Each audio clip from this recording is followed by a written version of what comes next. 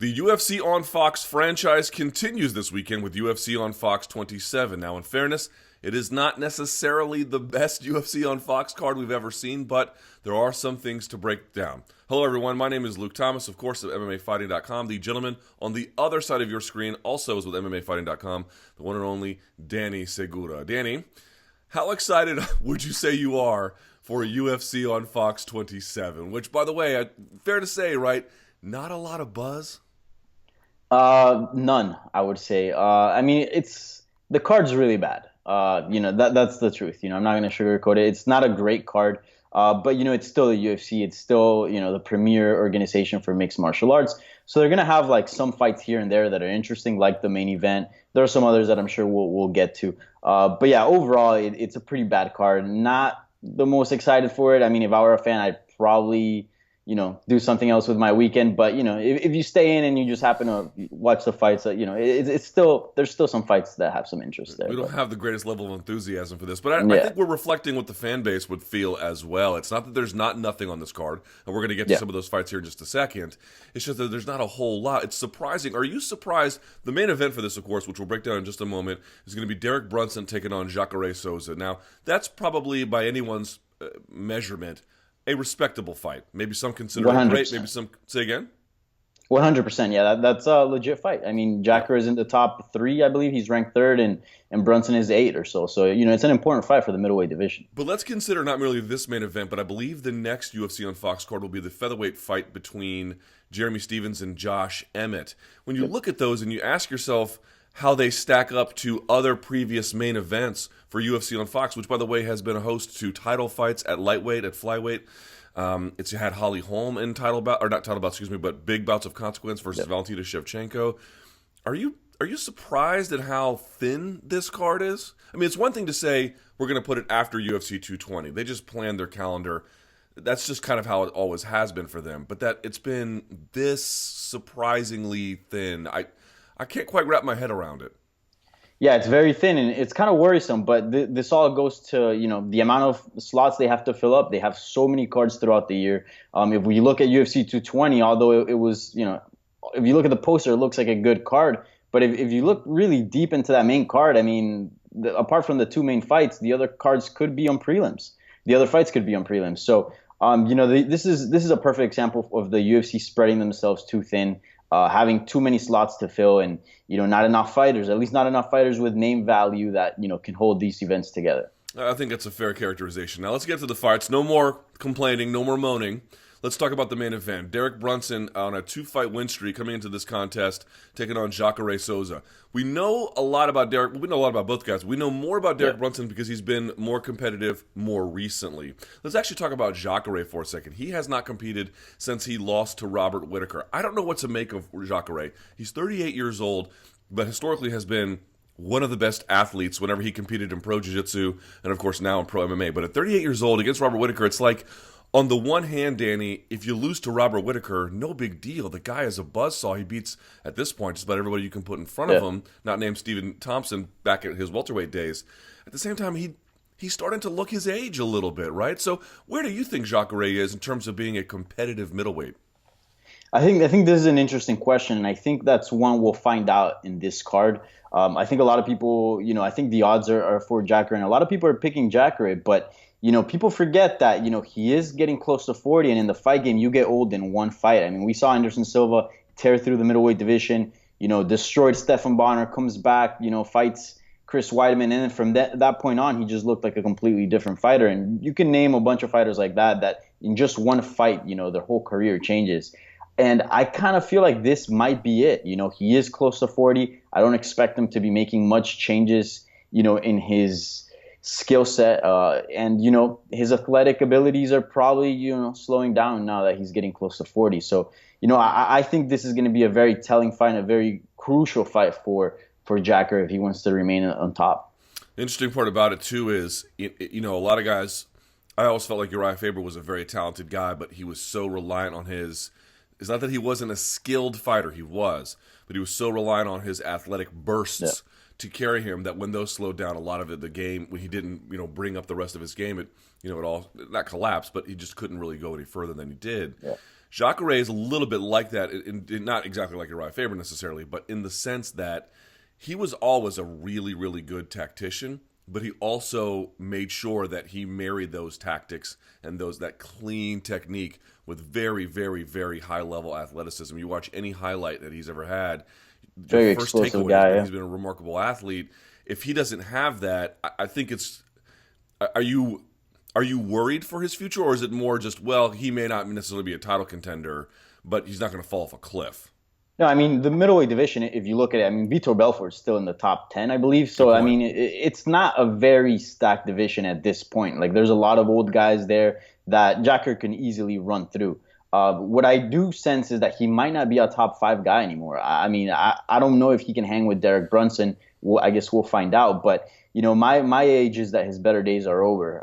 But it could change. He could obviously prove me wrong in this fight. But I just have a feeling that he's not going to be the same fighter we've been used to seeing inside of the cage. So let's talk about Derek Brunson on the other side of this card. With Derek, he had a weird run there, right? He was beating all these guys. Then he fights Robert Whittaker, and he lost, which, again, no big deal because Robert Whittaker may be the best middleweight in the world, but he fought him in a really strange, bizarre Weird. way. We're just, casually charging him, and he paid for it. And then I interviewed him, as every other media member did, when he fought Anderson Silva in Brooklyn. What was that, UFC 208? And he was like, I'm going to learn from that. And then he was like a little bit too distant, and I thought he beat Anderson, but I realized it was close. Yeah. In any case, since then, he's gone on wins over Dan Kelly and Lyoto Machida. He holds the record in the middleweight division for most first-round KOs. He seems to have found his footing. He does like to get to work early, but he hit that Goldilocks zone. You can't just chase Robert Whittaker. You can't be too slow against Anderson Silva. Do your thing, which is high pressure, high pace, but channel it the right way. How do you think his skill set has matured over time? I think Derek Brunson, he's 34 years old, so it's not like he's a young guy in this game, but I feel like he's a late bloomer in MMA. I feel like maybe the best of Derek Brunson's yet to be seen. I feel like this is a guy that, I wouldn't go out and say that he's going to be a champion, but I'd be pretty confident in saying that he will fight for the title at some point in his career. I think he's very skilled. He's learned a lot. We've seen improvement. We saw him do that improvement against Anderson Silva, learning from the Robert Whittaker fight. But again, he just needed to adjust it a little bit. And even though I thought he won as well, many people did too. It was a close fight. And then we saw against Lyoto Machida, it was just about right. So I think he's a late bloomer. He's a guy that's always consistent, always constant, has a really good skill set. Like he can strike with pretty good strikers, and he can wrestle too. He has things to rely on. So I think this is a guy to keep an eye on. I think this is a very good fight for him, and again, a very consistent fighter, and he doesn't have that question mark that Jacare has going into this fight. It's an interesting test, too, because if he manages the fight the right way, to your point, he can do a lot, Derek Brunson. Yeah. So if he manages the fight the right way, if he doesn't over-pursue, if he doesn't get too close into contact and really just try to take Jacare's head off, Jacare probably still has a really good double leg. He probably is still pretty strong. And especially if you tactically overcommit to things, he can, you're just laying it up for him, right? So I think this is a big question for Derek Brunson heading into this contest. Use your strengths, but make sure you mind your weaknesses too. Who do you think takes this one home on Saturday night? I'm going to go with Derek Brunson. I feel like age is, catching up to Jacare. I also feel like just that loss to Robert Whittaker, there's some losses that you look at certain guys and they're just so dominant that it just changes their whole career. Happened to Diego Sanchez against BJ Penn. Again, Anderson Silva, Chris Weidman. There's just certain losses that just change your career. And I feel like this might be it. I don't know if Jacare will be able to recover and be that top 5 guy again. I said, he can definitely hang in with the top 15, top 10. But, I think this is going to be one of those fights. I think, also Robert Whittaker kind of figured out, Jacare. He took a pretty smart strategy, and a lot of people hadn't done that. And it was because Jacare was also fighting lower level guys. Jacare, although he was a top guy, he was never really concerned too much about what next step, and he wasn't really worried about that. He was taking fights with Chris Camozzi, Tim Boach, whoever they would throw at him. He just wanted to stay active. So he was beating a lot of lower end guys, which I think would also build his perception of being, this killer. And, I'm not trying to take anything away from him. I think he's a very skilled guy. But with Derek Brunson, he's legit.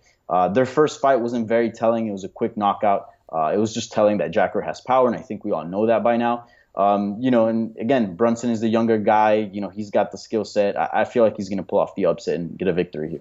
There you go. So this takes us to what I think is the co-main event. They haven't really called it that, but it's certainly the Yeah. fight underneath the main event. Dennis Bermudez returning to action against Andre Fili. This is a very, very interesting one. Andre Fili got a bit of a rebound win against Artem Lobov. Not a bit of a rebound win, like a nice rebound win. Yeah. I kind of left Andre Fili for dead a little bit. He lost to Calvin Kattar, and of course he had that terrible loss to Yair Rodriguez, and I thought, well, what can you really say about that? But then you look at that round, you're like, Yair Rodriguez, yes, okay, he ran into a buzzsaw against BJ Penn, but, sorry, what am I saying? Against BJ Penn. Against, Frankie Edgar. Yeah. Yes, sorry. And then you look at Calvin Kattar. Calvin Kattar now has wins over Andre Fili, and now Shane Burgos. Calvin Kattar's a very, very good talent. He's legit, yeah. He had a good win now, a good rebound win over Artem Lobov. Andre Fili, I think there's still some hope for him. What do you expect him to be like heading into this contest? Yeah, Andrew Fili is an interesting guy because when he came into the UFC and beat Jeremy Larson, I believe everybody was talking about him. And, he's from Team Alpha Male. He had a nice team behind him. And there was a lot of hype behind him. And he hasn't really been able to take off in the UFC, hasn't really been able to live up to his hype. He's been alternating between wins and losses. I believe his record is like 5-4 in the UFC. But again, he's shown moments of brilliance against Mowgli Benitez. Mowgli's legit, and he dismantled him with striking against Akran Diaz, a guy who was in the rankings. He beat him, but he just had hiccups. Again, Calvin Kattar was not a well-known guy, but now we know him, and we know how good he is and how skilled he is. So I think there's still room for Andre Fili to make improvements and to climb up the ladder. I don't think his book is written in the UFC. I don't think he's just going to be this guy that alternates wins and losses. I think he can put something solid here. And I think the UFC recognizes that as well. We see it by him getting matched up against Akran Diaz. We see him against, Artem Lobov. When the UFC pitches you these guys that have sort of a big name, I know people don't want to admit it, but Artem Lobov does have a big name at this point. That means something. That's very telling. Again, this matchup with Dennis Bermudez, this is an older guy with a huge name. He hasn't been doing too well as of late. Those guys, they usually give to young prospects to build their name off. Again, perfect example, BJ Penn, Yair Rodriguez, you were just mentioning. So I kind of feel like the UFC is recognizing that and kind of trying to get Fili to make a name for himself in the division and become a player here. Let's talk about Dennis Bermudez. He lost his UFC debut to Diego Brandao with that beautiful, vicious armbar, but then went on a win over Pablo Garza, Tommy Hayden, Matt Grice, Max Holloway. People forget about that. Yeah. Steven Seiler, Jimmy Hedges, and Clay Guida. Wow, what an incredible run. And since then, it's been very up and down, right? He lost to Ricardo Lamas via guillotine choke. He got finished by Jeremy Stevens in that incredible flying knee at UFC 189. Yeah. He beat Tetsuya Kawajiri in a very boring fight.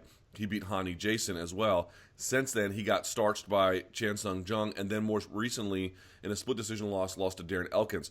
What can we say about that? Well, when he jumped up a level of competition, his record got mixed. We can also say, though, that he's taken a lot of damage over time. Yeah. Now, he has this style that is just, he's a Mongol running over the hill with an axe in one hand and a club in the other. Yeah. He just takes a lot of risk, which is why people like him. So here's my question for you, Danny. Has he taken enough damage such that it has permanently affected his career? That's not the same as saying he can't win on Saturday. Not saying that at all. Yeah. Just saying he's reached a certain level of damage where he's just not the same anymore. Is that true or false? I would say that's partially true. I think obviously all those wars that he's been in has affected his body. But at the end of the day, Dennis Bermudez, I would say he's one of the most athletic guys in the UFC. So I feel like damage to him probably, and he's very tough and durable, so I feel like it wears a little less than it would to others. I just feel like skills-wise, he's sort of hit his ceiling. Again, he can prove us wrong and come out and show new skill set and improvement. But, I sort of feel like, this is it for him. This is who he is, and this is as far as he can go. And we've seen that in his fights between what guys he can beat and what guys he can't. All right, so then this leads us to the matchup itself. Dennis Bermudez can do it all. He can strike well. Yeah. Or he at least likes to do it all. Strike a bit on the outside, rough it up in the clinch. I think more recently he's tried to be a little bit wrestling-centric, pushing guys against the fence, getting takedowns there if he can. Andre Fili, long and lanky. If I'm Dennis Bermudez, I'm going to get inside of his face, right? Certainly when you get inside range, you don't want a guy like Fili to dictate that. How successful will he be, Danny? What do you think here? Is he going to be able to get inside that range, either get a takedown and work from on top, or be able to box on the inside? Or is Fili going to be able to maintain range and take this one home on Saturday? This is an interesting one because Philly shows up sometimes and sometimes he doesn't. He can be a very inconsistent fighter as far as his performances. Uh, so I don't know how this one's gonna play out, but I have a feeling Dennis Bermudez is gonna take this one. Athletically, just Dennis Bermudez is just way stronger than Andre Fili. He's a very good wrestler, and to your point, I talked to Dennis Bermudez. I believe it was like a year ago, maybe a little more, and he did say he told me that. He is changing his style. He is trying to learn more submissions so that when he takes guys down, he can finish the fight there and he can rely more on ground fighting than in his striking. Again, Team Alpha Male has a very good grappling training, but Dennis Bermudez is just a monster on top. He's just physically, he's just a talent, and he's got solid ground and pound. And Andre Fili is a good striker. He can maybe have success on the feet, but he's not really a big one punch knockout type of guy, and usually those are the type of guys that are putting away Dennis Bermudez. So I think Dennis Bermudez will probably get a dominant decision here. Okay, that takes us now to the third fight, or I should say second from the beginning of the main card. This will be Jordan Rinaldi taking on Gregor Gillespie. Now, this is one of those fights where you look at on paper, you're like, pass, don't care. Yeah. But I would caution folks, maybe give it a second look. And the reason why is Jordan Rinaldi, I think, is a very talented guy. But if I'm just being candid, it's not why I would ask folks to tune in. Of course, if he wins, I'll have to eat crow after on the post-fight show with you. But here's my point. Gregor Gillespie is really one of the guys to watch in mixed martial arts. He could be something special. 4-time All-American, NCAA champion. He is an incredible guy. He's had 3 fights in the UFC that have kind of flown under the radar, but he's looked impressive in all 3. What do you make of the skills of, and not just the skills, Danny, but the upside of someone like Gregor Gillespie? Yeah, Gregor Gillespie is a guy that's definitely flying under the radar. And, a lot of these guys, me as a media member, I have so many fighters to think about and so many fighters to remember. And there's so many fighters in the UFC now. At one point, I used to be able to name everybody in the lightweight division. Now that's a different story. So Gregor Gillespie, I'll even admit, this is a guy that's been flying under the radar for me. But, working on my predictions, which come out on MMAfighting.com on Saturday morning, I was really looking at Gregor Gillespie, and I'm like, oh, this guy's really impressive, and he's a true prospect. Although he's 30 years old, he still doesn't really have that much mileage on him. Again, this could be a late bloomer in MMA. He's undefeated. He's got amazing wrestling, can take everybody down, and not only that, but this is a wrestler with submissions, and that's always dangerous. And also pretty good transitions as well. He can take a punch on the feet. He's not the best, but again, he's still improving. So I think this guy could definitely become a contender in his division. And then Jordan Rinaldi, what do you want to say about him? This was a guy who was sort of middling for a while in his career, where he was like 7-4, and then he kind of got a lot better, and he lost his UFC debut to, I believe, Abel Trujillo, and then in his most recent contest, he won by choke over Alvaro Herrera, right? I believe that's correct. So he obviously has some skills as well. The question is, does he have enough for a guy like Gregor Gillespie? Gregor Gillespie, you saw UFC 210, can strike for sure, but this is a guy who can wrestle his ass off. He is an exceptional wrestler, and that folk style, I think, really translates better to mixed martial arts than anything else. So it's just not really, again, you never know in mixed martial arts. Anything can happen, but I just don't know that what Jordan Rinaldi has to offer is going to be enough for a guy like Gregor. Or what am I missing here? Yeah, I don't think so. I think this is a fight that, it's on the main card, putting Gregor Gillespie in a good spot so he can shine. Again, Rinaldi can bounce from this and can get a win. He's a jiu-jitsu guy, very lanky, has really good submissions. And you can tell by the way he grapples, he's very sneaky and can set up things very well. We saw that against Abel Trujillo. He it's a fight, he didn't get dominated. It's a fight he performed well. Against Alvaro Herrera, Alvaro Herrera's not really a super great fighter. So, that win doesn't really mean much. Where's he from? Like tough Latin America? Yeah, tough Latin America. He's Mexican. He's a good fighter, but, I don't know if he's, UFC caliber. I don't know if he's still around the UFC still. But anyways, I think, Rinaldi, again, a very solid fighter, very good jiu-jitsu, but it just seems like he's a bit overmatched in this one. I feel like Gregor Gillespie is just a lot better in every area, really. Should be interesting to watch him. That takes us to the opening fight on the main card. Remember, it's a 4-fight main card because it's on Fox. It will start at 8 o'clock Eastern time. Praise Jeebus. Yeah. So the opening fight on the best the thing card. about this card. Say again? That's probably the best thing about this card. Yeah. The main card starts at 8 p.m. And it's just 4 fights. Early start time, and it's just 4 fights. Thank you, God. It should be like that standard every time. It really should. It really should. So that takes us to the opening bout in the main card, and as everyone knows, the opening bouts on the main card by Fox, sometimes they're relevant, sometimes they're not, but the idea is they're typically trying to engineer some action, and I think they're going to get it with this one. Drew Dober taking on Frank the Crank Camacho. Frank Camacho used to train here in the D.C. area. I knew him years ago. I mean, he has, you know what's amazing about him? He has this reputation as like this fearsome fighter. He is maybe one of the sweetest human beings I've ever met in martial arts. Truly, I mean that. What an incredibly nice guy he is. You know, wow, he is a nightmare. He used to be called the Tank, by the way. Somehow he turned into the Crank. I don't know how that happened, but in any case, Frank Camacho, you know what he delivers. He's going to go in there and whether it's against, you know, Damian Brown or whoever, he's just going to bang it out as much as he can, as hard as he can, which is interesting because Drew Dober, a guy who I think had a reputation or at least did a lot of wrestling early in his UFC run, he had that vicious KO win over Josh Berkman to kick off UFC 214. I'll never forget, I was walking in the building at the Honda Center? Now it's called in Anaheim? I believe so, yeah, the Honda Center. Yeah, and I was walking in the Honda Center. They have screens as you walk in, and I saw him just, put knuckles to chin. He looked kind of amazing out there. So number one, I'm guessing you're going to expect action. But more importantly, sort of break down from each guy, what is it you expect to see? Like, what is it that Drew's going to do to win? What is it that Frank's going to do to win? I think I don't know if there's I'm sure there's a specific game plan for each guy, but these guys are very evenly matched up. Drew Dober, again, a guy that can wrestle, a guy that's been working a lot of in his striking. I don't know if I'm too high on that knockout over Josh Berkman. At that point, Josh Berkman was on a terrible losing streak. But he did look good doing it. He looked clean and efficient. That's true, yeah. But, you know, compared to a guy like, you know, Camacho, you know, if he just slips combinations so well, he's so smooth on the feet. I think still Dober feels, you know, not 100% comfortable striking, although he's improved a lot. I feel like still wrestling is where he feels very comfortable. And Frank Camacho is a very good grappler. You know, he might not be extremely good at, you know, any specific area in the grappling game, but he can sort of fare everywhere and very good defensively as well. Very strong guy. He can take you down. He can stuff takedowns. Very solid. And, you know, his combinations are just very smooth. He mixes them up a lot better than Drew Dober, in my opinion. I'm actually leaning for Frank Camacho in this one. Interesting. That's an interesting call right there.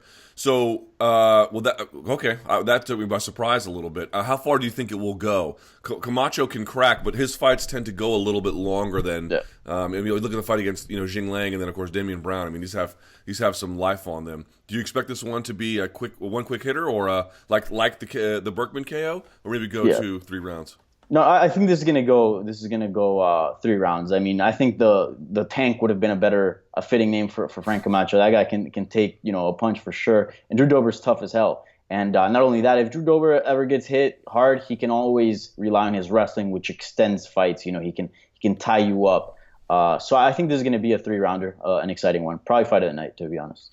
And last but not least, that takes us to the prelim card. Now, we're not going to go break down the whole thing. There's no point. But there are a couple of gems on the prelim card. Danny, I'll let you go first. Give me one fight from the prelim card that could, some of these easily could be on the main card, but more importantly, what's a fight on the prelim card that you've got your eye on that people watching this should also pay attention to?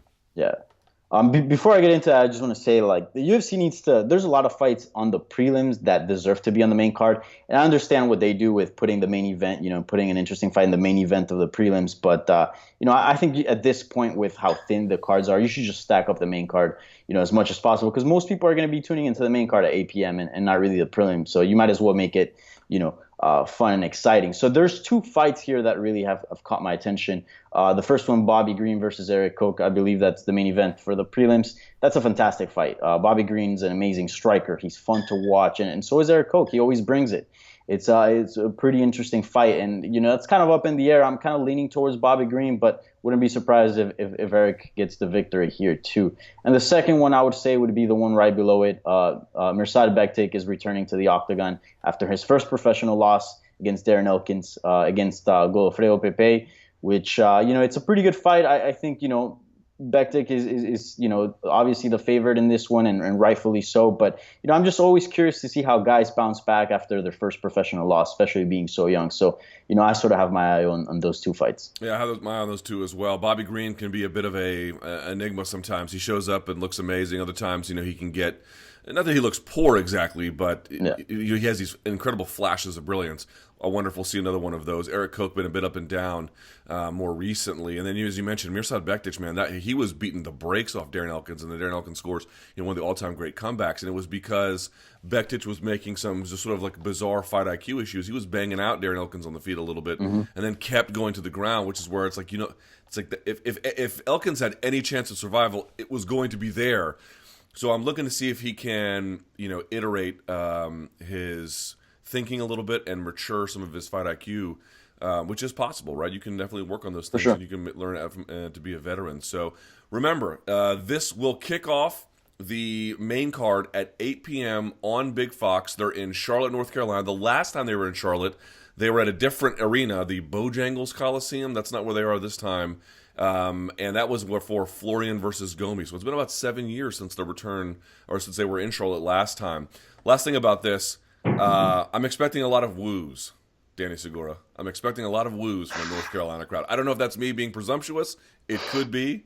I just have a feeling we're going to hear some of that. Do you share my trepidation about that? I feel like just 2018 is going to be the year of the woos. Every single fight card, it just seems to be picking up more. And just being in North Carolina, I've been there before. I don't think that helps either. So we'll see. But yeah, we're probably going to expect a lot of those. Now, you and I are going to be here after the fights are over. We're going to break down what we saw, and then, of course, we'll put that video on MMAfighting.com. So this is our pre-fight show. Don't forget, after the fights, Danny and I will be back for the post-fight show, and we'll break everything down for you on MMA Fighting. If you're at the Spectrum Center, enjoy yourself in Charlotte, North Carolina. For Danny, I'm Luke, and the rest of MMA Fighting. We'll talk to you after the fights, and until then, have a good time.